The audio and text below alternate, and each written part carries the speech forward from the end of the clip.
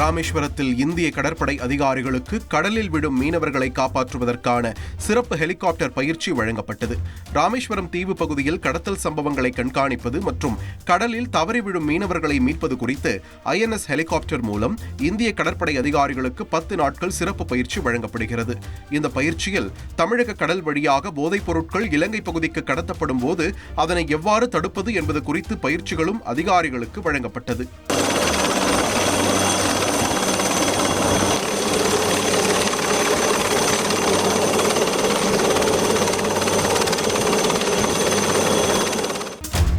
நெல்லை மாவட்டம் கூடங்குளம் அருகே உள்ள கூட்டப்புலி மீனவ கிராமத்தில் கடலில் ஏற்படும் சீற்றத்தால் கடல் அரிப்பை தடுக்கும் விதமாக தூண்டில் வளைவு அமைக்க மீனவர்கள் கோரிக்கை விடுத்ததை தொடர்ந்து தமிழக அரசு சார்பில் 48 கோடி ரூபாய் மதிப்பீட்டில் பணிகள் தொடங்கப்பட்டது.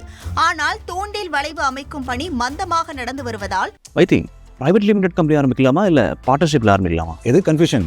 ஒரு எக்ஸ்பர்ட் கிட்ட பேசிரோம். எப்படி? பாஸ்வாலா பி தி பாஸ்.